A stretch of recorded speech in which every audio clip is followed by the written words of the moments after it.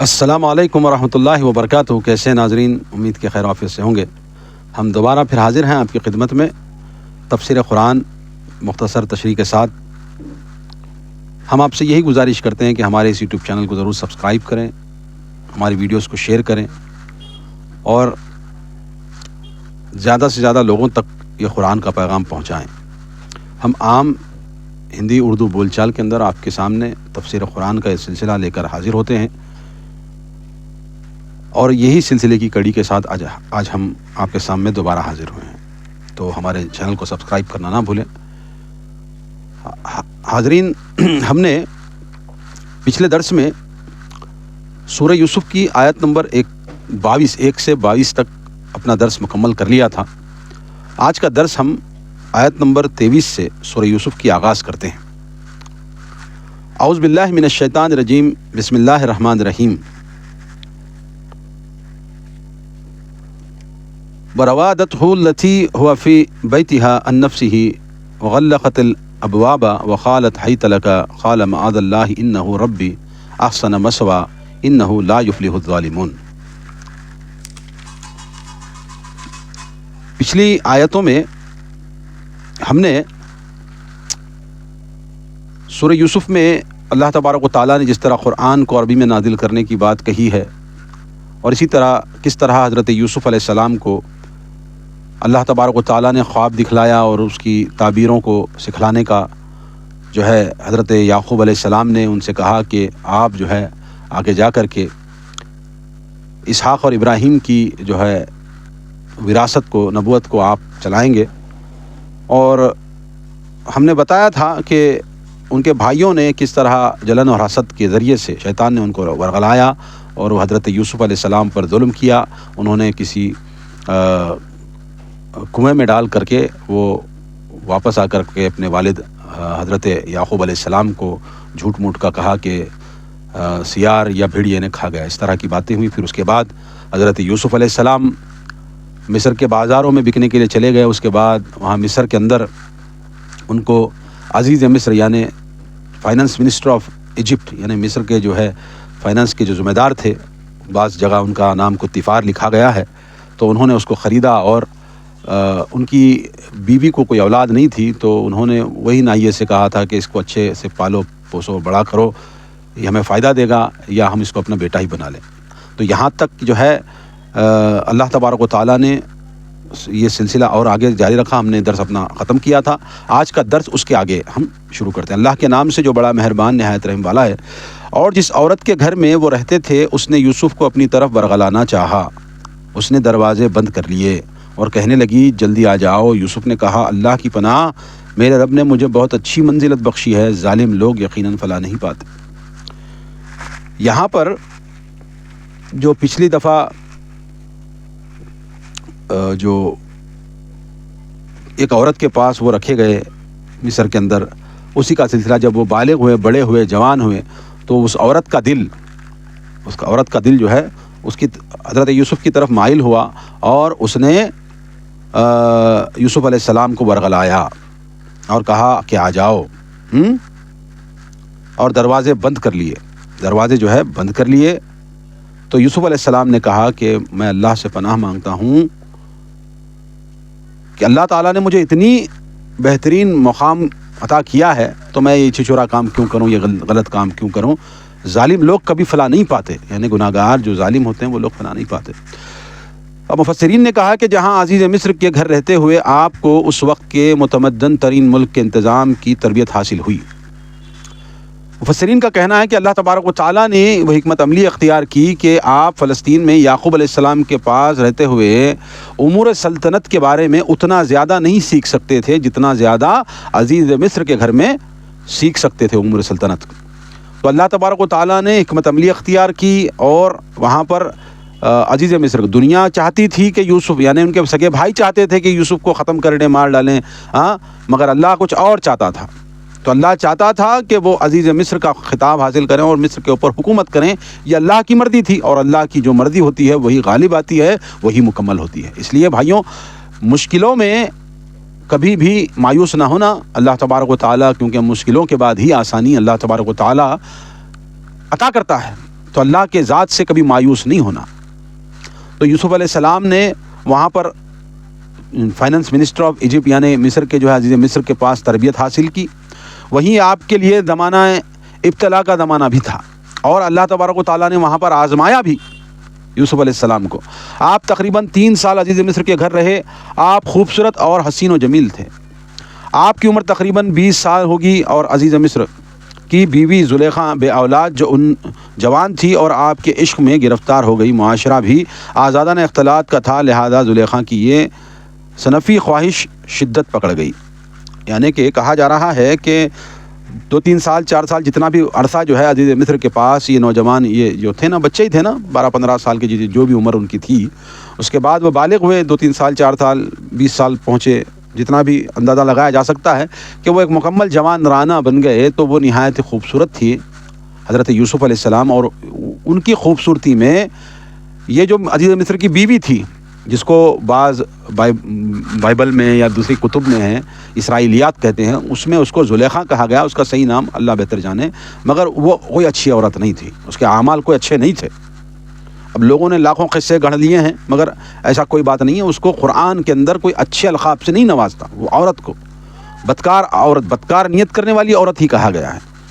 تو شدت پکڑ گئی، اس کو محبت ہو گئی، اور اس نے حضرت یوسف کو ورغلانا چاہا، اور 7 دروازے جتنے بھی دروازے تھے وہ لاک کر کے جو ہے وہ یوسف علیہ السلام کے پاس آ کر کہنے لگی اب آ جاؤ، اب ہم مکالمہ کریں گے، نعوذ باللہ۔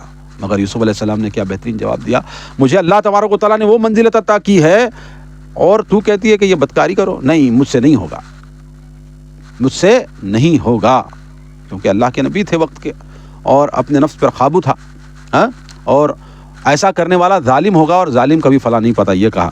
اس پر ایک حدیث ہے، ابو ہریرہ رضی اللہ عنہ سے روایت ہے کہ آپ صلی اللہ علیہ وسلم نے فرمایا 7 قسم کے لوگوں کو اللہ تعالیٰ اس دن اپنے سائے میں جگہ دے گا جس دن اس کے علاوہ کوئی سایہ نہ ہوگا۔ ایک وہ شخص ہے جسے اعلیٰ نسل کی خوبصورت لڑکی بدکاری کی دعوت دے اور وہ کہہ دے کہ میں اللہ سے ڈرتا ہوں۔ دیکھیے اللہ تبارک و تعالیٰ کے رسول صلی اللہ علیہ وسلم نے فرمایا کہ 7 قسم کے لوگ اس سائے کے نیچے ہوں گے قیامت کے روز جس دن کوئی سایہ نہیں ہوگا، اور اس میں سے ایک وہ شخص بھی ہوگا، وہ مرد بھی ہوگا جس کو اعلیٰ قسم کی خوبصورت اعلیٰ نسب کی لڑکی دعوت زنا دے اور وہ کہے کہ میں اللہ سے ڈرتا ہوں اور اس کے قریب نہ جائے، تو یہ شخص بھی اس سائے کے نیچے ہوگا۔ یہ اللہ تبارک و تعالیٰ کا اتنا بڑا اعزاز ہے، زنا کی لاکھوں چھوٹ ملتی ہو پھر بھی زنا نہیں کرتا انسان، تو اللہ تبارک و تعالیٰ قیامت کے روز اس کو وہ سایہ نصیب کرے گا اپنے عرش کا۔ کتنی بڑی خوش نصیبی کی بات ہے۔ تو نوجوانوں، زنا کے قریب بھی مت جانا۔ ہاں، وقت گزر جائے گا، جوانی نکل جائے گی، مگر گناہوں کے پلڑے اتنے بھاری ہو جائیں گے، اگرچہ تم غلط کام پہ غلط روش اختیار کر کے زندگی گزارو گے تو اللہ تبارک و تعالیٰ وہ سایہ نصیب نہ کرے گا۔ اللہ تبارک و تعالیٰ سے دعا ہے کہ اللہ پاک ہمیں وہ سایہ نصیب کرے جس دن کوئی سایہ نہیں ہوگا انشاءاللہ، اللہ آمین کرے۔ آگے اللہ فرماتا وَلَقَدْ هَمَّتْ بِهِ وَهَمَّ بِهَا لَوْلَا أَن رَأَىٰ بُرْهَانَ رَبِّهِ كَذَٰلِكَ لِنَصْرِفَ عَنْهُ السُّوءَ وَالْفَحْشَاءَ إِنَّهُ مِنْ عِبَادِنَا الْمُخْلَصِينَ۔ چنانچہ اس عورت نے یوسف کا قصد کیا اور وہ بھی اس کا قصد کر لیتے اگر اپنے رب کی برہان نہ دیکھ لیتے۔ اس طرح ہم نے انہیں اس برائی اور بے حیائی سے بچا لیا کیونکہ وہ ہمارے مخلص بندوں سے تھے۔ اللہ تبارک و تعالیٰ فرماتا ہے کہ عورت نے یوسف کا قصد کیا، یعنی اس کی طرف مائل ہوئی، ان کو دعوت زنا دیا، مگر یوسف علیہ السلام بھی اگرچہ کر لیتے، اگرچہ اللہ تبارک و تعالیٰ کی وہ نشانیاں نہ دیکھ لیتے۔ ہاں، اور اللہ تبارک و تعالیٰ نے یوسف کو اس کی طرف قصد کرنے سے بچا لیا۔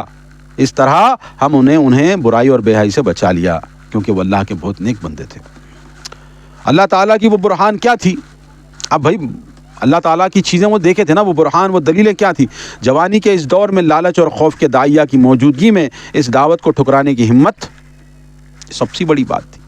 دیکھیے ایک ایسا معاشرہ ہے جہاں پر عورتیں بے حیائی کے ساتھ کھلے عام مردوں کے ساتھ اخلاط میں رہتی ہیں، ہاں، ایسے ماحول میں ان کی جو پرورش، ان کی جو زندگی تھی، ہاں، اس دعوت کا انکار کرنا اور ٹھکرانے کی ہمت جو تھی وہ بہت بڑا عمل تھا۔ ہاں، عبداللہ بن عمر کہتے ہیں رضی اللہ تعالیٰ عنہ کہتے ہیں کہ آپ صلی اللہ علیہ وسلم نے فرمایا یوسف علیہ السلام عزت دار کے بیٹے، عزت دار کے پوتے اور عزت دار کے پڑ پوتے تھے۔ جو یعقوب علیہ السلام کے بیٹے تھے وہ اسحاق کے پوتے اور ابراہیم کے پڑپوتے تھے جو سب کے سب انبیاء تھے۔ بخاری شریف میں یہ روایت موجود ہے۔ اللہ کے رسول نے کہا وہ عزت والے ہیں، ان کے باپ عزت والے، ان کے دادا عزت والے، ان کے پردادا عزت والے۔ یاد رکھو عزت والے کے گھر میں عزت والے ہی پیدا ہوتے ہیں، سمجھے؟ تو اللہ تبارک و تعالیٰ نے ان سبھی کو نبوت عطا کی اور ان پر سب پر اپنا فضل کیا، کیونکہ اللہ تعالیٰ بڑے فضل والا ہے۔ آگے اللہ فرماتا ہے وَاسْتَبَقَا الْبَابَ وَخَدَّتْ خَمِيصَهُ بِدُبُرٍ وَأَلْفَ يَا سَيِّدَهْ حَالَ الْبَابِ قَالَتْ مَا جَزَاءُ مَنْ أَرَادَ بِأَهْلِكَ سُوءًا إِلَّا أَن يُسْجَنَ أَوْ عَذَابٌ أَلِيمٌ۔ اللہ اکبر۔ کیا ہوا آگے؟ پھر وہ دونوں دروازے کی طرف لپکے اور اس نے یوسف کو پیچھے سے کھینچ کر قمیص پھاڑ ڈالی۔ اب جب ماحول گرم ہو گیا، اب یوسف علیہ السلام بچنا چاہے، اس میں بہت ساری باتیں آ رہی تھیں کہ ان میں کلام ہوا، اس نے کہا کہ میرا رب مجھے دیکھ رہا ہے، رب مجھے دیکھ رہا ہے، تو وہ سوچی۔ بہرحال اس طرح کے قصے کہانیاں بھی ہیں، بہرحال بہت ساری باتیں روایت اسرائیلیات بھی ہیں کہ اس نے کہا کہ رب دیکھ رہا ہے، تو وہ جو جس کی عبادت کرتی تھی اس کے اوپر جو ہے پردہ ڈالا اور اس کو چھپا دیا، تو کہنے لگی اب کوئی رب نہیں دیکھ رہا۔ تو میں نے یوسف علیہ السلام نے کہا کہ میرا رب وہ ہے جو کسی پردہ ڈالنے کی وجہ سے چھپ نہیں سکتا، یہ تمہارا رب ہے جو تم پردہ ڈالو تو چھپ جائے، تم پردہ نکالو تو چھپ جائے۔ یہاں پر بھی ایسے سنگین موقع پر بھی توحید کا درس جو ہے حضرت یوسف علیہ السلام نے نہیں چھوڑا۔ تمہارا رب وہ ہے جو تم کپڑا ڈالو گے اور وہ جو ہے چھپ جائے گا، دیکھ نہیں سکے گا، یہ کیسا رب ہے تمہارا؟ تو یہاں پر بھی توحید کا جو ہے درس انہوں نے دیا۔ یوسف علیہ السلام باہر کو بھاگے۔ اب کیا ہوا؟ یوسف علیہ السلام جب یہ عورت بالکل قریب آ چکی تھی تو یوسف علیہ السلام نے دروازے کی طرف لپک کیا اور اس کے پیچھے وہ بھی بھاگی، یعنی یوسف علیہ السلام کو پکڑنے کے لیے بھاگی، اپنی طرف مائل کرنے کے لیے۔ تو یوسف بھاگتے گئے۔ عزیز مصر کی بیوی نے انہیں روکنا چاہا، اپنی اسی جدوجہد میں یوسف علیہ السلام کی قمیص پیچھے سے پکڑ لی جس سے وہ پھٹ گئی۔ اب ہوا کیا؟ یہ بھاگتے تھے آگے، یوسف علیہ السلام پیچھے سے جو ہے وہ بدکار عورت پکڑ کر کے کھینچنا چاہی تو یوسف علیہ السلام کی قمیص پھٹ گئی۔ یوسف علیہ السلام کی جو ہے قمیص پھٹ گئی۔ دروازے کھلتے ہی جب عزیز مصر نظر آیا، اب کیا ہے، دروازہ کھول کر کے کسی طرح کھلتے گئے دروازے، وہ اللہ کی غیبی مدد تھی یا یوسف علیہ السلام نے دروازوں کو لات مارا توڑا، یا جس طرح بھی وہ دروازے کھلتے گئے، جس دروازوں کے پیچھے یوسف علیہ السلام کو دعوت زنا دے رہی تھی اور یہ کوشش کر رہی تھی، تو دروازہ جیسے کھلتے گئے عزیز مصر نظر آیا تو سارا الزام یوسف علیہ السلام کے سر تھوپ دیا تاکہ خود بے گناہ ثابت کر دے۔ نیز اپنی اس اہانت کا بدلہ یوسف علیہ السلام کو عزیز مصر سے سزا دلوا کر لینا چاہا اور جلدی سے سزا بھی تجویز کر دی۔ اب ہوا کیا؟ آگے دیکھو۔ اب یہ دروازہ کھلا تو عزیز مصر عین سامنے ہے، پیچھے بیوی ہے، مطلب عزیز مصر کی بیوی ہے وہ بدکار عورت، یوسف علیہ السلام بیچ میں ہو گئے۔ اب پریشان و حیران و ششدر رہ گئے، اور جیسے ہی اس نے عزیز مصر کو دیکھا اس بدکار عورت نے، تو کہنے لگی کیا ہے، کیا برا زمانہ آ گیا جس کو ہم پال پوس کر بڑا کرے، آج وہی تیری بیوی کی عزت پر ہاتھ ڈال رہا ہے، وہی تیری بیوی کو تکلیف پہنچا رہا ہے۔ اور اس کے سامنے جھوٹ موٹ کا ناٹک وہ کرنے لگی، اور کیا کہا کہ تیری بیوی کے ساتھ، تب کہنے لگی جو تیری بیوی سے برا ارادہ رکھتا ہو اس کا بدلہ اس کے سوا کیا ہو سکتا ہے کہ یا قید کر دیا جائے یا المناک سزا دی جائے۔ اب سزا بھی بول رہی، اب تیری بیوی کے ساتھ جو وہ کوئی غلط ارادہ کرے تو یا تو سزا دیا جائے المناک یا تو پھر قید کر دیا جائے۔ یہ سزا بھی تجویز کرنے لگی، گھایاں کرنے لگی مرد کے سامنے جب پکڑی گئی۔ آگے اللہ فرماتا قال ہی روادتنی عن نفسی وشہد شاہد من اہلہا ان کان قمیصہ قد من قبل فصدقت وہو من الکاذبین۔ یوسف علیہ السلام نے کہا اس عورت نے مجھے اپنی طرف ورغلانا چاہا تھا، اور عورت کے خاندان کے گواہ نے قرائن کی شہادت دیتے ہوئے کہا اگر یوسف کی قمیص آگے سے پھٹی ہے تو عورت سچی اور یوسف جھوٹا۔ اب ہوا کیا؟ اب اس میں بہت ساری باتیں ہیں کہ شہادتیں لی جاتی ہیں نا کوئی گناہ کے واسطے، تو یوسف علیہ السلام کے گھر کے اندر ہی، اب وہ واقعہ دوسری جگہ ابھی آگے آئے گا، بہت ساری باتیں ہیں، لمبی ہو جائے گی بات چیت۔ کسی طرح جو ہے وہ یہ بات آئی کہ اگرچہ سامنے سے پھٹا ہوگا، اگرچہ یہ سامنے سے قمیص پھٹی ہوگی تو یوسف جو ہے جھوٹا ہے، تیری بیوی سچی ہے، یہ اس نے تجویز دی، اور عورت سچی ہوگی۔ اگر یوسف کی قمیص آگے سے پھٹی ہو تو عورت سچی ہوگی اور یوسف جھوٹا ہوگا۔ آگے اللہ فرماتا ہے وَإِنْ كَانَ خَمِيصُهُ قُدَّ مِن دُبُرٍ فَكَذَبَتْ وَهُوَ مِنَ الصَّادِقِينَ. اور کیا کہا؟ پھر جب عورت کے خاوند نے یوسف علیہ السلام کی پیچھے سے پھٹی دیکھی تو اپنی بیوی سے کہنے لگا یہ تو تم عورتوں کا ایک چلتر ہے، واقعی تمہارے چلتر بڑے ہیں. کیا کہا؟ فَلَمَّا رَأَىٰ خَمِيصُهُ وَإِنْ كَانَ خَمِيصُهُ قُدَّ مِن دُبُرٍ فَكَذَّبَتْ وَهُوَ مِنَ الصَّادِقِينَ فَلَمَّا رَأَىٰ خَمِيصَهُ قُدَّ مِن دُبُرٍ قَالَ إِنَّهُ مِن كَيْدِكُنَّ إِنَّ كَيْدَكُنَّ عَظِيمٌ. یہاں پر بات چیت ہوئی، سوال جواب ہوا، تو کیا ہوا؟ خمیص حضرت یوسف علیہ السلام کی پیچھے سے پٹی ہوئی تھی، تو کہنے لگا کیا تم بہترین عورتوں کی جو نخرے ہیں جھوٹ بنا کر تو اور تم ایسی چیزیں لا کر ہمارے سامنے رکھتی ہو.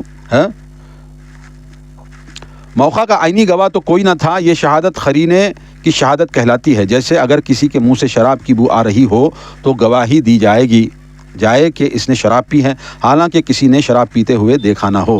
ایسی شہادت ہر قانون میں معتبر ہوتی ہے، اور شہادت یہی تھی کہ اگر خمیص پیچھے سے پھٹی ہو تو اس کا مطلب تو یہی ہوگا کہ یوسف علیہ السلام تو اپنی جان بچا کر بھاگ رہے تھے اور عزیز مصر کی بیوی کے روکنے کی کوشش میں خمیص پیچھے سے پھٹ گئی. یعنی اگر ایسا ہو تو ثابت ہو جائے گا کہ یوسف علیہ السلام سچے ہیں. دیکھیے، یعنی کہ کوئی بھی انسان اندازہ لگا سکتا ہے کہ جیسے کہ کوئی شراب نہیں پیا یا شراب پی لیا، تو شراب پیتے ہوئے تو کسی نے نہیں دیکھا. جب وہ اس کے شراب کے منہ سے جب سونگیں گے تو وہ آئے گی، جس طرح آج کل وہ لوگ ٹریفک والے کرتے نہیں ہیں کہ کون شراب پی کر گاڑی چلا رہا ہے، تو اس میں پھونکنے سے، اس کی بو سے جو ہے وہ لائٹ کھلتی ہے. تو اس طرح کا جو ہے ایک اندازہ ہوتا ہے. حالانکہ وہ شراب پیتا ہوا دیکھا نہیں، مگر اس کی بو اور الکوہل جو بھی اس کا ہے زمین کی وجہ سے، تو یہ قرین قیاس اور یہ معتبر ثابت ہوتا ہے. ہر طرح کی قانون کے اندر یہ معتبر ہوتا ہے. اور کیا کہا؟ یہ عزیز مصر کا قول ہے جو کہ اس نے اپنی بیوی کے کرتوت دیکھنے پہ کہا. یہ نہ اللہ تعالیٰ کا فیصلہ ہے اور نہ ہی ہر عورت کے متعلق درست، لہذا اسے ہر عورت پہ چشمہ کرنا ظلم ہوگا. یعنی کہ عزیز مصر کو جب یہ دیکھا اس نے کہ پیچھے سے چھٹ پھٹا ہوا ہے، تو یہاں پر تو عزیز مصر نے مان لیا کہ یوسف علیہ السلام سچے ہیں. تو اس کے بعد اس نے کہا کہ تم عورتوں کا جو ہے یہی حرکت ہے، جہاں موٹا تھا، جہاں اچھا خوبصورت دکھا وہاں بھاگتے. تو یہ بات جو ہے اس کی اپنی رائے تھی عزیز مصر کی، اور تم جو ہے بڑی بنا سنوار کر کے بات لاتی ہو، حالانکہ تم جھوٹی ہوتی ہو. یہ عورت ذات کا نام لے کر کے اس نے اپنی بیوی کو نشان ملامت کیا عزیز مصر نے. آگے اللہ فرماتا ہے یوسف اعرض عن هذا واستغفری لذنبک انک کنت من الخاطئین. پھر یوسف سے کہا اس بات کو جانے دو، اور اپنی بیوی سے کہا تو اپنے گناہ کی معافی مانگ، بلا شبہ تو ہی خطا کار ہے. اب اس کے بعد کیا ہوا؟ یوسف علیہ السلام سچے ثابت ہو گئے، بری الذمہ ہو گئے. تو عزیز مصر نے کہا کہ اب جو ہے تو یوسف کے معاملے کو تو جانے دے، تو جو ایک بیکار فالتو عورت ہے، تو جو گناہ کری نا وہ گناہ کا تو معافی مانگ اللہ سے. یعنی جس کو تو مانتی ہے توبہ کرے ایسے حرکتوں سے، عزیز مصر نے کہہ دیا. پھر اس کے بعد کیا ہوا؟ آگے اللہ فرماتا ہے وقال نسوة في المدينة امرأة العزيز تراود فتحها عن نفسه قد شغفها حبا إنا لنراها في ضلال مبين. اب یہ حرکت جو ہے مدینے میں، مطلب پورے جو ہے مصر کے اندر جو شہر تھا، اب شہر میں پورا جو ہے وہ شروع ہوگا کانا پھوسی، باہر نکل گئی بات. اور شہر کی عورتیں آپس میں چرچا کرنے لگیں کہ عزیز مصر کی بیوی اپنے نوجوان کو اپنی طرف ورغلانا چاہتی ہے اور اس کی محبت اس کے دل میں گھر کر چکی ہے. ہم تو اسے واضح طور پر گمراہی میں مبتلا دیکھ رہی ہیں. اب ہوا کیا؟ اب عورتوں کے اندر عزیز مصر کی بیوی کی خوب جو ہے چرچا ہوا، خوب اس کی برائی ہوئی. دیکھو عزیز مصر کی بیوی ہو کر کے اپنے پالتو نوجوان کو ورغلا رہی ہے، اس کو بہکا رہی ہے. اس طرح کی باتیں جو ہے شہر میں گشت کرنے لگی. اس طرح کی باتیں تو خواتین خاص طور پہ بے دین طبقے سے تعلق رکھنے والی خوب پھیلاتی. یعنی آج بھی ہے، ذرا سنیں اس کو مرچی مسالہ لگا کے، عورتوں کے اندر یہ خاصیت ہوتی ہے کہ وہ مرچی مسالہ لگا کر کے پورے معاشرے میں پھیلاتی. ہر عورت بری نہیں ہوتی، مگر جو بری ہوتی ہے عورت وہ ایسا کرتی ہے. ہر عورت بری نہیں ہوتی. پھر اس میں مرچ مسالے بھی شامل ہو جاتا ہے. انہوں نے عزیز مصر کی بیوی کو مطعون کرنا شروع کر دیا. اگر کرنا ہی تھا تو اس کے لیے اب اسے اپنا غلام ہی ملا تھا، اور اگر غلام پہ فریفتہ ہو ہی گئی تھی تو اسے مائل بھی نہ کر سکی. اب کیسی باتیں کرنے لگے کہ دیکھو یہ عورت کو جو ہے ایک غلامش ملا اپنے طرف مائل کرنے کے لیے غلامش ملا، اور جو ہے اور یہ ایسی کیسی کچی کھلاڑی نکلی کہ غلام کو بھی مائل نہیں کر سکی. اب اس کی خوب جو ہے اس کی جو ہے بدبو پھیلتی گئی. اب اس کی جو کرتوتوں کی بدبو ہے وہ پھیلتی گئی شہر کے اندر. آگے اللہ فرماتا ہے فلما سمعت بمکرہن ارسلت الیہن واعتدت لہن متکعا وآتت کل واحدۃ منہن سکینا وقالت اخرج علیہن فلما رأینہ اکبرناہ وقطعنا ایدیہن وقلنا حاشا للہ ما ھذا بشر ان ھذا الا ملک کریم. اس کے بعد کیا ہوا؟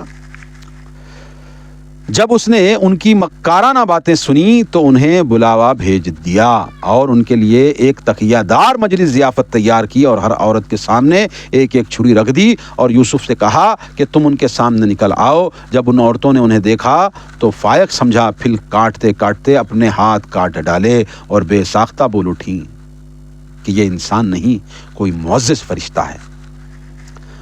اب ہوا کیا؟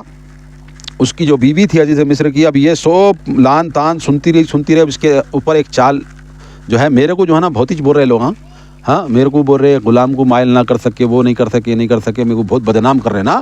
ٹھیک ہے، اب کیا کرو، ایک مجلس لگاؤ جس میں یہ بولنے والی عورتیں جو ہیں پوری ہوں. اب یہ جو جتنی بھی تھی نا شہر کی عورتوں کو دعوت دی اور میزوں کے سامنے سب کو بٹھا دیا اور جو ہے ان کے سامنے چھریاں رکھیں، فروٹ پھل جو بھی آئٹم تھا وہ رکھیں اور رکھ کر کے کہا کہ یوسف کو اب حاضر کیا جائے. کہا اب یوسف علیہ السلام کو ان کے سامنے لایا جائے. جب یوسف علیہ السلام ان کے سامنے لائے گئے تو عورتوں نے کہا ھذا ملک کریم، یہ بشر تو نہیں، یہ تو کوئی معزز فرشتہ ہے. اور اپنی انگلیاں اپنے ہاتھ کاٹ ڈالے. ان کو ہوش نہیں رہا کہ وہ فروٹ کاٹ رہی ہیں یا کچھ کاٹ رہی ہیں. انہوں نے اپنے ہاتھ کو کاٹ ڈالا، اپنی انگلیوں کو کاٹ ڈالا. ان کی خوبصورتی کو دیکھ کر کہنے لگی کہ ھذا ملک کریم، یہ تو کوئی معزز فرشتہ لگتا ہے. عزیز مصر کی بیوی نے مصر کی بیگمات کے تبصرے سنے تو انہیں بند کرنے کے لیے ایک ترکیب سوچی. اس نے ترکیب سوچی نا، وہی بات. یوسف علیہ السلام کا حسن دیکھ کر وہ قابو میں نہ رہیں اور پھلوں کی بجائے اپنے ہاتھ کاٹ ڈالے. انس بن مالک رضی اللہ تعالیٰ عنہ کہتے ہیں کہ آپ صلی اللہ علیہ وسلم نے فرمایا جب تیسرے آسمان کا دروازہ کھولا گیا تو وہاں یوسف علیہ السلام سے ملاقات ہوئی. اللہ نے حسن کا آدھا حصہ انہیں عطا کیا تھا. یہ مسلم شریف کے اندر ایک حدیث ہے. اللہ کے رسول صلی اللہ علیہ وسلم کی ملاقات جب حضرت یوسف علیہ السلام سے ہوئی تو آپ صلی اللہ علیہ وسلم نے کہا کہ حسن جو ہے اللہ تعالیٰ حسن کا پیمانہ ہے، تو حسن آدھا جو ہے یوسف علیہ السلام کو عطا کیا، باقی آدھا حسن دنیا کی دیگر لوگوں کو عطا کیا. اس طرح کی بات. جب انہوں نے دیکھا کہ یہ نوجوان آنکھ اٹھا کر اس حسن کی محفل کو دیکھتا ہی نہیں تو بے اختیار پکار اٹھی کہ یہ انسان نہیں بلکہ کوئی معزز فرشتہ ہے. اللہ رب العزت اپنے انبیاؤں کی کس طرح حفاظت کرتا ہے کہ وہ لوگ ننگی دھڑنگی اور اپنے حسن جمال کے ساتھ سب بیٹھی ہوئی ہیں، مگر مجال ہے کہ کوئی ان کو اپنی طرف مائل کر سکے. یوسف علیہ السلام کی نگاہیں ان کی طرف دیکھنا بھی گوارا نہیں کی. تو اتنا تقویٰ دیکھ کر وہ کہنے لگی ھذا ملک کریم، یہ تو انسان نہیں ہے کوئی فرشتہ ہے، ورنہ ہم اتنی خوبصورت ہیں، ہمیں تو پانے کے لیے لوگ اپنی جانیں نچھاور کر دیں، مگر یوسف علیہ السلام یہ کوئی بشر نہیں ہے، یہ کوئی معزز فرشتہ ہے، اس لیے نظر اٹھا کر نہیں دیکھتا. اور مسلمان نوجوانوں دوستوں، اپنی نگاہوں کو نیچی رکھو، اپنی نگاہوں کو نیچی رکھو. عورت کا پردہ جسم کو چھپانا ہے، تمہیں کوئی جسم کو چھپانے کی ضرورت نہیں ہے. تمہاری آنکھیں جھک جائیں نیچے دیکھ لیں تو یہی تمہارا پردہ ہے، تو تم کوئی پردے سے دور نہیں ہو. اور نیشنل میڈیا پر بڑا جو ہے لوگوں کو سبق دیا جاتا ہے مسلمان عورتوں کو کہ لباس کو چھپاتی ہیں اور جو ہے اپنے جسم کو چھپاتی ہیں. تو میں ان سے کہوں گا جی ہاں، ہمارے معاشرے مسلمان معاشرے میں عورت کو بھی پردے کا حکم دیا گیا اور مرد کو بھی پردے کا حکم دیا گیا. عورت اپنے جسم کو کپڑوں سے چھپاتی ہے تو مرد اپنی آنکھوں کو نیچے جھکا کر کے نگاہوں کو چھپاتا ہے. یہ مرد کا پردہ ہے، سمجھے. آگے اللہ فرماتا ہے قالت فذلکن الذی تمتننی فیہ ولقد راودته عن نفسہ فاستعصم ولئن لم يفعل ما آمره لیسجنن ولا یکونن من الصاغرین. کہنے لگی یہ ہے جس کے بارے میں تم نے مجھے ملامت کی تھی، بے شک میں نے ہی اسے رجھانے کی کوشش کی تھی مگر وہ بچ نکلا، اور اگر اب بھی اس نے میرا کہنا نہ مانا تو قید کر دیا جائے گا اور ذلیل ہو جائے گا. ہاں کیا کہا اس نے؟ دیکھو عورتوں، تم نے مجھے جو ہے لعنت ملامت کر رہی تھی نا کہ میں مائل ہو گئی اور میں جو ہے وہ کر دی. اب تمہارا کیا حال ہے؟ میں تو مائل ہوئی، تم تو ہاتھ ہی کاٹ لیے. تم سے تو بہتر ہوں میں. اور جو ہے میرا ارادہ پختہ ہے، اگرچہ یہ یوسف میری طرف مائل نہیں ہوگا تو اب کی بار سلاخوں کے پیچھے ہوگا، اب کی بار قید کر دیا جائے گا. ابھی بھی وقت ہے اس کو، یہ میری بات مان لے، کیونکہ میرا غلام ہے، میرا مال ہے. مالک کے حکم کی عدولی کرنا گناہ ہے، اور گناہ کی سزا جیل ہے. اس طرح کا اس نے خیال دوڑایا اور اس نے یوسف علیہ السلام کا دوبارہ مائل کرنے کی کوشش کی. جب انہوں نے دیکھا کہ یہ نوجوان آنکھ اٹھا کر نہیں دیکھتا، ان بیگمات کے اس قسم کے تاثرات کو زلیخا نے اپنے حق بجانب ہونے کے ثبوت قرار دیا اور آپ کے بارے میں اپنے مذموم عزائم کا برملا اعلان کیا. یہی بات مفسرین نے کہا کہ وہ جو ہے اپنی حرکتوں سے باز نہیں آ رہی تھی اور ابھی بھی مائل کرنا چاہ رہی تھی. آگے اللہ فرماتا ہے قال رب السجن احب الی مما یدعوننی الیہ والا تصریف عنی کیدہن اصب الیہن واکن من الجاہلین. کیا کہا؟ یوسف علیہ السلام نے کہا اے میرے رب، جس چیز کی طرف مجھے بلا رہی ہیں اس سے تو مجھے قیدی ہی زیادہ پسند ہے، اور اگر تو نے ان کے مکر کو مجھ سے دور نہ کر رکھا تو میں ان کی طرف جھک جاؤں گا اور جاہلوں سے ہو جاؤں گا. اب یہ اللہ تبارک و تعالیٰ کی طرف ہاتھ اٹھائے یہ رب کے برگزیدہ نبی کہنے لگے اللہ اگرچہ ان کے مکر و فریب سے، ان کی جال سازی سے، ان کی مکاری سے تو مجھے نہیں بچائے گا تو میں بے شک اس کی طرف مائل ہو کر کے جاہلوں سے ہو جاؤں گا. یعنی نبوت کے برخلاف میں کام کروں گا اور نبوت سے ہٹ جاؤں گا، اور میرے لیے یہی قید بہتر ہے بجز اس کی بات ماننے کے. یہ حضرت یوسف علیہ السلام نے کہا. یہ دور آپ کے لیے کس قدر آزمائش کا تھا. ذرا غور فرمائیے کہ پہلے تو ایک عزیز مصر کی بیوی آپ کے پیچھے پڑی ہوئی تھی، اب شہر بھر کی بیگمات آپ کے پیچھے پڑ گئیں، ہر ایک انہیں اپنی جانب مائل کرنا چاہتی تھی. آپ کے لیے شہر میں چلنا پھرنا دوبر ہو گیا تھا. ضمناً اس واقعے سے مصر کی خواتین کی اخلاقی حالت پہ بھی روشنی پڑتی ہے کہ وہ بے حیائی کے کاموں میں کس قدر بے باک تھیں اور مرد کس قدر کمزور تھے. اس سے پتہ چلا کہ جو عالم اپنے علم کے مطابق عمل نہ کرے شرعاً جاہل ہے. یہ بھی بات ہے. یعنی کہ اس وقت کے معاشرے کے بارے میں بھی تھوڑا نقشہ کھینچ رہے ہیں کہ وہاں پر ایسا تھا کہ عورتوں کا غلبہ تھا مصر کے اندر، عورت جسے چاہتی تھی لے لیتی تھی. ہاں، مگر یوسف علیہ السلام کے لیے وہ آزمائش کی گھڑی تھی، اور جو ہے وہ معاشرے کی تھوڑی عکاسی جو ہے یہ باتیں کر رہی ہیں کہ عورتیں مردوں پر غالب تھیں. یعنی کہ حکمران تو مرد تھے مگر چلتی عورتوں کی تھی. ٹھیک ہے، یہ بات تھی. اور تمام کی تمام عورتیں حضرت یوسف کی طرف مائل ہو کر کے ان کا چلنا پھرنا دوبھر کر دیا تھا. تو آخر تنگ آ کر کے حضرت یوسف علیہ السلام نے جیل کو اختیار کرنے کی خواہش ظاہر کر دی. فاستجاب له ربه فصرف عنه كيدهن انه هو السميع العليم. چنانچہ اس کے رب نے یوسف کی دعا قبول کر لی اور عورتوں کے مکر کو یوسف سے دور رکھا، بے شک وہ سب کچھ سننے والا اور جاننے والا ہے. اللہ تبارک و تعالیٰ نے مکر و فریب سے ان عورتوں کی حضرت یوسف علیہ السلام کو بچا لیا. ثم بدلهم من بعد ما رأوا الآيات ليسجننه حتى حين ودخل معه السجن فتيان قال احدهما انی ارانی اعصر خمرا وقال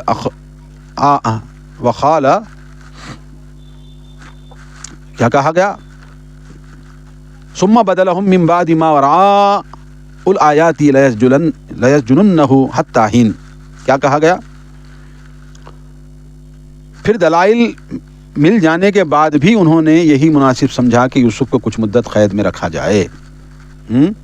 اور ساری باتوں کا علم ہونے کے باوجود بھی عورتوں کے بد چلن اور یوسف علیہ السلام کے پاک باز ہونے کے دلائل واضح ہو گئے کہ یوسف بے گناہ ہیں، عورتیں ہی گنہگار ہیں. غیر معینہ مدت اس لیے کہ ان کا کوئی گناہ تو تھا نہیں، لہذا انہیں سمجھ نہیں آ رہی تھی کہ سزا کس بنیاد پہ دیں اور کتنی مدت کی دیں. یعنی کہ قید تو ہو گئے مگر جرم ہی نہیں کیا تو ہر گناہ کی کچھ متعین سزا ہوتی ہے نا. تو غیر معینہ مدت کتنی مدت، وہ اس کا ججمنٹ بھی نہیں آیا، اس کی بھی جو ہے باتیں نہیں ہوئی، بس لے گئے اور جو ہے جیل میں ڈال دیا غیر معینہ مدت تک. ٹھیک ہے، یہ حضرت یوسف علیہ السلام نے بنا گناہ کیے جیل کاٹی. آگے اللہ فرماتا ہے وَدَخَلَ مَعَهُ السِّجْنَ فَتَيَانِ قَالَ أَحَدُهُمَا إِنِّي أَرَانِي أعصر خمرا وقال الآخر إني أراني أحمل فوق رأسي خبزا تأكل طير منه نبئنا بتأويله إنا نراك من المحسنين۔ اب جیل کے اندر چلے گئے، جیل کے بہت ساری باتیں دوسری جگہ بھی ہے۔ یوسف علیہ السلام کے ساتھ دو نوجوان بھی قید میں داخل ہوئے۔ ان میں سے ایک نے کہا میں نے دیکھا کہ شراب نچوڑ رہا ہوں، اور دوسرے نے کہا میں نے دیکھا کہ میں نے سر پر روٹیاں اٹھائی ہوئی ہیں جنہیں پرندے کھا رہے ہیں، ہمیں اس کی تعبیر بتلائیے، ہم آپ کو نیک آدمی سمجھتے ہیں۔ یوسف علیہ السلام جس وقت جیل میں ڈالے گئے انہی کے ساتھ میں دو اور لوگ بھی جیل میں ڈالے گئے۔ ہاں، اس کے واقعات میں بہت ساری باتیں ہیں کہ یہ دو لوگ جو تھے وہ بادشاہ کے قریب تھے، اور بادشاہ کو جو ہے زہر دینے کے لیے ایک آدمی متعین ہوا، اس نے دوسرے آدمی کو پٹانے کی کوشش کی، پھر کسی طرح جو ہے کھانے میں زہر جو ہے اسی نے باورچی نے ملایا، اور ایک آدمی جو شراب پلانے پر متعین تھا اس نے انکار کیا۔ پھر اس کے بعد جب وہ کھانے لگا، وہ ہونے لگا کہ جب بادشاہ کھانا کھانے لگا تو وہ شراب پینے والا بادشاہ کے ہاتھ کو روکا اور کہا کہ اے بادشاہ مت کھائیے، اس میں زہر ہے۔ تو اس کے بعد یہ ہوا کہ بادشاہ سلامت کے ہاتھ کو روکنے کی جسارت کی بنیاد پر جو ہے اس کو قید کر لیا گیا، ہاں، اور پھر اس کو ٹرائی کرنے کے لیے وہ باورچی کو بلایا گیا کہ تو کھا، تو باورچی نے مان لیا کہ میں نے اس میں زہر ملایا۔ تو بہرحال جو ہے مان لیا یا نہیں لیا، مگر یہ دو لوگ بھی قید میں ڈالے گئے۔ اس طرح کی کچھ باتیں ملتی ہیں۔ یہ کون دو لوگ ہیں؟ تو یہ بادشاہ کے بالکل قریبی، کھانا کھلانے والا تھا اور جو ہے ایک آدمی شراب پلانے والا تھا بادشاہ کو۔ اور آگے کیا ہوا؟ تو وہ دو نوجوان جو تھے نا، وہ دو نوجوان دونوں قیدیوں میں سے ایک بادشاہ کا نان بائی تھا، جبکہ دوسرا شراب پلانے پر مامور تھا۔ مشہور پروفیسر ہرش نے اپنی کتاب میں لکھا ہے کہ شراب پر پابندی جو تہذیب یافتہ امریکہ 15 سال تک لاگو نہ کر سکا، اسلام نے پچھلے 14 صدیوں سے کامیابی سے لاگو کر رکھی ہے۔ انسان کے منہ میں خاص قسم کا لعاب ہوتا ہے، نقصان دہ جراثیم اس میں زندہ نہیں رہ سکتے۔ شراب اس ماحول پر براہ راست حملہ کر کے اس کی قوت کم کر دیتی ہے۔ چنانچہ شراب کے عادی لوگوں کے دانت اور مسوڑے بہت جلد خراب ہوتے ہیں۔ شراب کا انسانی معدہ پہ بھی بہت برا اثر ہوتا ہے۔ معدے کی استر پہ ایک تہ ہوتی ہے جو کہ معدے کی تیزابیت سے بچاتی ہے، یعنی ہائیڈروکلورک ایسڈ HCl اثر نہیں کرتا۔ شراب اس تہ کو تباہ کر دیتی ہے، جس سے نظام ہضم پہ بہت برا اثر پڑتا ہے۔ شراب خوری کی صورت میں جگر الکحل ختم کر دینے میں مصروف ہو جاتا ہے، اس طرح اسے اپنے اصل کام کو نظر انداز کرنا پڑتا ہے، نتیجتاً جگر کی کمزوری واقع ہو جاتی ہے۔ محسن کا ایک معنی مفسرین نے تعبیر بتانے والا بھی کہا ہے، یعنی کہ یہاں پر مفسرین نے تھوڑا نقشہ کھینچا ہے، کیونکہ وہ شراب کا تذکرہ ہے نا۔ ایک آدمی شراب نچوڑنے والا تھا بادشاہ کا قریبی، اس نے دونوں نے خواب دیکھا تھا کہ وہ بادشاہ کو شراب نچوڑ کر پلا رہا ہے۔ دوسرا کیا خواب دیکھا کہ وہ اپنی سر پر روٹیاں لے کر کے جا رہا ہے اور پرندے اس کی سر پر سے روٹیاں نوچ رہے ہیں۔ ہاں، تو یہ دو لوگوں نے یوسف علیہ السلام کے چہرے کو دیکھ کر کے ان کو سمجھا کہ بہت بڑا اللہ کا ولی ہے، کوئی نیک بندہ ہے، تو لہذا یہ خواب کے بارے میں کچھ پوچھیں اس کو۔ یہ انہوں نے پوچھا۔ آگے اللہ فرماتا قال لا یاتکما طعام ترزقانہ الا نبأتکما بتاویلہ قبل ان یاتیکما ذالکما مما علمنی ربی انی ترکت ملۃ قوم لا یؤمنون باللہ وہم بالآخرۃ ہم کافرون۔ یوسف علیہ السلام نے فرمایا جو کھانا تمہیں یہاں ملتا ہے اس کے آنے سے پہلے میں تمہیں ان خوابوں کی تعبیر بتلاؤں گا۔ یہ ایسا علم ہے جو مجھے میرے رب نے سکھلایا ہے۔ میں نے ان لوگوں کا دین چھوڑ دیا ہے جو اللہ پر ایمان نہیں لاتے اور آخرت کے بھی منکر ہیں۔ انہیں اطمینان دلا دیا کہ یہ کام تمہارا کھانا آنے سے پہلے ہی کروں گا۔ گویا اس طرح انہوں نے اپنی دینی دعوت پیش کرنے کے لیے زمین ہموار کر لی۔ دیکھیے، جب یہ دونوں نے حضرت یوسف علیہ السلام کو اپنے خواب کی تعبیر کے بارے میں پوچھا تو انہوں نے کہا ٹھیک ہے میں اس کی تعبیر بتلاؤں گا، تمہارا جو میل جو تمہیں جیل میں کھانا دیا جانے والا ہے وہ آنے سے پہلے میں تم کو بتا دوں گا، مگر یاد رکھو ہاں میں اسی کی عبادت کرتا ہوں جو اللہ وحدہ لا شریک ہے۔ یہ توحید کی دعوت دینے لگے ہاں، اور کہا انی ترکت ملت قوم، میں یہ جو لوگ یہاں پر بت پرست فرعون کی عبادت اور یہ جو بتوں کی عبادت کرتے ہیں، جو سورج چاند وغیرہ جو بھی عبادت کرتے ہیں، میں ان کی عبادت نہیں کرتا۔ اور کہا قوم لا یؤمنون باللہ وہم بالآخرۃ ہم یوقنون، اور میں اس طرح بھی نہیں کرتا جو لوگ یہاں پر آخرت سے بے خبر ہیں، آخرت کو نہیں ماننے والے لوگ ہیں، میں ویسا بھی نہیں ہوں، میں تو ایک اللہ رب العزت کی عبادت کرنے والا ہوں۔ ذالکم مما علمنی ربی، ہاں بتلاؤں گا جو مجھے میرے رب نے سکھلایا ہے، جو اللہ رب العزت ہے نا جو مجھے سکھایا ہے کہ خوابوں کی تعبیر، میں اگلا کھانا آنے سے پہلے تم کو یہ بتا دوں گا۔ یہ حضرت یوسف علیہ السلام نے ان کو اطمینان دلایا اور ان کے سامنے اپنا عقیدہ ظاہر کر کے رکھ دیا کہ کون ہے یہ یوسف علیہ السلام، کون ہے یہ؟ اللہ وحدہ لا شریک کے بندے ہیں، اور جو لوگ یہاں معاشرے میں بتوں کی اور جو ہے مردوں کی جس طرح بھی جو بھی عبادت کرتے ہیں اللہ کے علاوہ، میں ان کی طرح نہیں ہوں، میں اللہ وحدہ لا شریک کی ہی عبادت کرنے والا ہوں، اور میں آخرت پر بھی ایمان رکھتا ہوں، جو مر کے بعد زندہ ہونے کا جو عقیدہ ہے اس پر بھی ایمان رکھتا ہوں، حالانکہ یہ لوگ نہیں رکھتے۔ تو ان کو اور اپنے آپ کو دونوں کو الگ کر کے پہلے اپنے آپ کو ظاہر کیا میں کون ہوں، ہاں اس کے بعد کہا کہ میں تمہاری جو ہے خوابوں کی تعبیر بتلا دوں گا۔ یہ حضرت یوسف علیہ السلام نے ان کو دلاسا دیا، اور اللہ کے فضل و کرم سے ہم نے آیت نمبر 23 سے آیت نمبر 37 تک آج اپنا درس مکمل کر لیا ہے۔ آگے انشاءاللہ اور بھی واقعہ لمبا ہے، کافی اس میں درس دروس ہوں گے اس واقعے کے تعلق سے، کیونکہ بڑا لمبا واقعہ ہے یہ۔ تو آج کے لیے بس اتنا ہی، ہم آپ سے یہی گزارش کرتے ہیں عام ہندی اردو بول چال کے اندر ہم جو یہ دعوت قرآن مجید آپ کے سامنے لے کر آتے ہیں، ہم یہی گزارش کرتے ہیں کہ ہمارے یوٹیوب چینل کو ضرور سبسکرائب کریں، ہماری ویڈیوز کو زیادہ سے زیادہ شیئر کریں لوگوں تک، ہاں اور کچھ اشکال ہے، کچھ سوال ہے درس کے متعلق یا اور بھی، تو ضرور ہمیں کامنٹ باکس میں آ کے سوال کریں تاکہ ہم اس کا جواب دے سکیں۔ آج کا درس ہم یہیں کو اختتام کرتے ہیں، ہم آپ سے دوبارہ پھر جب اللہ کی مرضی ہوگی ملیں گے اگلے درس میں، جب تک کے لیے مجھے اجازت دیں۔ السلام علیکم ورحمۃ اللہ وبرکاتہ۔